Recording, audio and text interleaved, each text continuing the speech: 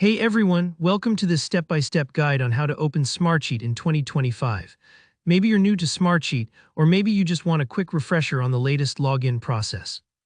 Either way, by the end of this video, you'll know exactly how to get started and access your Smartsheet workspace quickly and securely. Let's jump straight in and set you up for success. So first things first. When you're ready to log in, you're going to start on the Smartsheet Welcome page, also known as the Customer Home page. If you're not already familiar, this is your main gateway into everything Smartsheet has to offer. Just open your browser and head over to the main Smartsheet website. This is the page where everything begins. Now, once you're on the welcome screen, take a look towards the top right corner. You'll see a button labeled Login. It's easy to spot, but take your time. It's always good to double-check you're in the right place before entering any information. Go ahead and give that Login button a click. This will take you to the login screen, where you have a few different options to proceed. On this login page, Smartsheet gives you several convenient choices for how you want to sign in. You can go with your Google, Microsoft, or Apple account if you prefer using single sign-on. Using these options is helpful if your organization already has everything tied together. Just one click and you're through.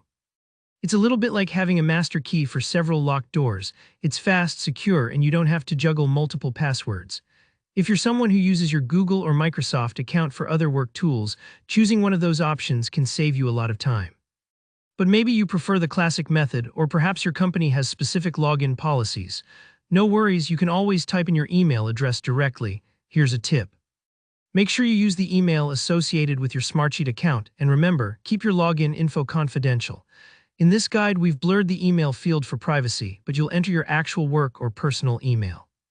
Don't worry if you can't remember which email you registered with. You can always check with your admin or use the Forgot Email feature if you're stuck. Once your email is entered, you'll see an option to sign in with email and password. Click on that and Smartsheet will prompt you for your password.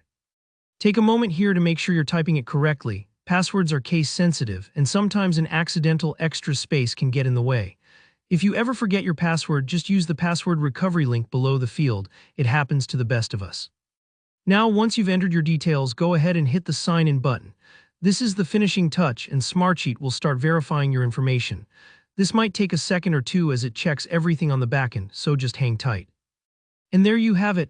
Once you're signed in, you're officially inside Smartsheet and ready to start organizing your projects, collaborating with your team, or just exploring the dashboard if this is your first time. It's as simple as that. If this video helped you out, please give it a thumbs up and consider subscribing for more practical tutorials like this. I'd love to hear from you in the comments if you have any questions or got stuck at any step. Don't hesitate to reach out. Thanks for watching, and I'll see you in the next tutorial.